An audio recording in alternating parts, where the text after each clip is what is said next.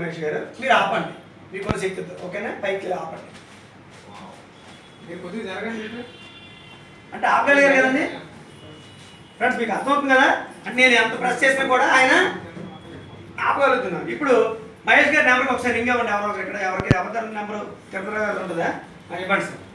ఇప్పుడు చాలా మంచి ఆయుధం అండి ఇది, రింగ్ అవుతుంది కదా.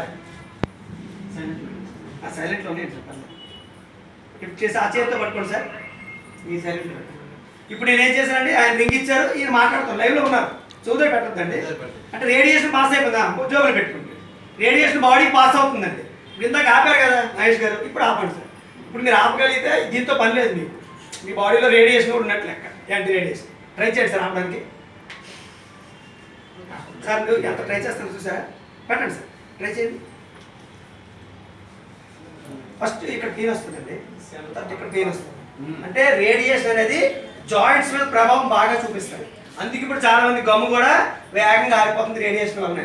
ఒకసారి మొబైల్ బయట తీసేది సార్ చూద్దాం. ఇప్పుడు మీకు ఒకసారి నేను ఆల్రెడీ ప్రెస్ చేస్తాను కాబట్టి కొంత ఎనర్జీ తగ్గిపోయింది కదా. ఇప్పుడు పెట్టి చూడండి, నేను ఎందుకు రెండోసారి ఇప్పుడు చూడండి, మళ్ళీ అవుతుందా లేదా. ఇది మళ్ళీ ఆ చేతితో పట్టుకోండి సార్, పర్లేదు ఉంది, ఆపలేదండి. ఇప్పుడు చూడండి, నేను ఇందాక ఇప్పుడు చేస్తానండి, ఒక ఏం తడుస్తాను, ట్రై చేయండి సార్.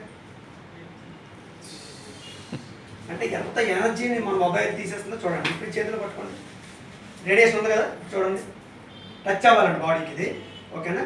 ఇప్పుడు చూడండి తేడా ఉందో లేదు, ఇది ఇచ్చేయండి. ఇప్పుడు చూడండి, మళ్ళీ ఒకే తడుస్తాను, ఆపండి సార్.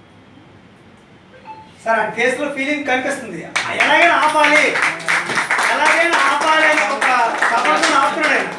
కానీ ఏముంది చేతి సార్, నా మ్యాజిక్ ఏం లేదు.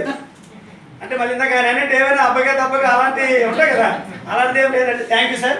ఇది మన ప్రతి ఒక్కరికి కూడా అవసరం ఫ్రెండ్స్. బ్రాస్లెట్ అనేది మొబైల్ వాడిన వాళ్ళకి అక్కర్లేదండి. మొబైల్ ఎవరైతే వాడతారో వాళ్ళకి మాత్రం బ్రాస్లెట్. ఇంకెవరు రండి, పర్లేదు రండి సార్, చెక్ చేసుకోండి.